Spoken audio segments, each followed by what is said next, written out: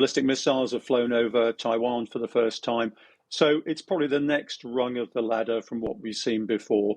I think they were caught by surprise. It's hard to say exactly where this goes. I think China has no interest in escalating to an armed confrontation, armed conflict at this point in time. And at this point in time, both the United States and Taiwan are playing it cool. In both cases, Taipei and Washington are opting for a restrained approach, a restrained response. And I expect that to continue unless China takes actions which really require a response of some kind. Shannon, how diplomatic or not do you think Nancy Pelosi's visit was? I think there was a lot of disagreements within the U.S. government itself, particularly between some elements of the Biden White House and Pelosi's office about whether or not this was a good idea. Pelosi clearly felt that it was important that she demonstrate a resolve and commitment toward Taiwan. And there are certainly people within the United States who would agree with that. That said, Beijing made it very clear that it would consider this a provocation and that it would respond accordingly. And we've seen rather unprecedented military maneuvers from Beijing in the wake of it. So I think the concerns from the White House were certainly justified. And Shannon, what do you think? I mean, again, Michael has said that this is not an armed conflict, is not imminent.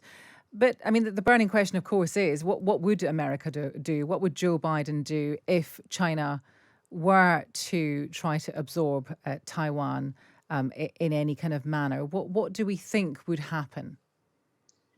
This is the million-dollar question, thanks to the U.S. policy of strategic ambiguity. No one knows for sure what would happen, and that's by design. Now, Biden personally has indicated several times that he feels the U.S. has a commitment to defend Taiwan. And certainly there's a strong case that it's in the United States' strategic interest for Taiwan to not be annexed militarily by the People's Republic from a multitude of points of view. Taiwan is a thriving democracy, so it being taken over by an authoritarian one-party government would certainly be a blow in that respect. Also strategically, it's in a very strategic location on the first island chain. Economically, it's a major supplier of semiconductors. There are a multitude of factors that would pressure the U.S. to make a military response. But we can't say for certain that we would or we wouldn't. And I do think it's important to emphasize Michael's point, which is we don't want to over-exaggerate what is happening right now. I think we need to take the military maneuvers Beijing is doing seriously, but as messaging, rather than as a sign that this is about to escalate into a full-scale war. Well, that's interesting. Let's talk about those military maneuvers with Chris, who's a former Royal Naval Warfare officer. I presume you've been having a look at what China has been doing and how close they are coming to Taiwan. Is anything different this time? Because they've been doing this for some time, haven't they? Well, it is different this time in terms of scale and the range of systems that they've been using. But can I just pick up on the political point? It actually suits both sides right now to have this sort of incident occurring. The Biden administration is facing the midterms in November. And actually looks to want a little bit more hawkish after the debacle in Afghanistan and the perceived weakness of the government in foreign relation terms. Xi Jinping has got a recovering economy. He's going for COVID zero. He wants to be anointed as almost the permanent leader of the Communist Party in China. And so it suits them both, to tell you the truth, this visit. In terms of military hardware that we've seen 6 different areas being used for exercises. That's a big expansion of what we've seen in the past. And also the Chinese PLA, Army, Navy, and Air Force have actually encroached into Taiwanese territorial seas and indeed Japanese territorial seas with the impact areas that they've used. Their ballistic missiles have flown over Taiwan for the first time. So it's probably the next rung of the ladder from what we've seen before. I think they were caught by surprise. It was around the time of the anniversary of the PLA on the 1st of August, so they had to do something. Otherwise, you'd have seen on social media there was instant outrage, which was quickly damped down by the censor, and we didn't see that very much anymore. And the initial burst of patriotism was damped down fairly quickly, I can tell you. Just interestingly, Chris, William Hague was on earlier, the former Foreign Secretary, of course, and he was talking about the kind of exercises that the Royal Navy, I presume, British ships perform, and that they kind of sail down that particular stretch of water occasionally to as a kind of warning to China that this does not belong to them. How effective do you think that is? Well, I think it's effective in general terms. The Americans do it all the time. The way I like to describe this to people is in Britain, we have footpaths. And as you know, you have right of way along them, and there's a whole network of them. And if you don't walk those footpaths for a year and a day, the landowner can close them down. Well, it's the same at sea. If you don't walk those footpaths at sea in international waters, the local landowner, in this case China, will close them down. So that's why we do these freedom of navigation exercises. When we're there, we do them. When the Americans are there, they do them, and they do them a lot. And not just to China, too, to about a dozen other countries to make sure they recognize international freedom of movement, particularly innocent passage within territorial waters and international waters. Michael, what about Chris's point earlier on that the current position suits both China and America, particularly America, of course? Does talking tough on China about Taiwan play well domestically for American politicians? I think it's not clear cut. I mean, conventional wisdom has it that the answer to that question is yes. And I think that President Biden was concerned about being accused of being soft on China, which is why he essentially stayed out of this fight publicly.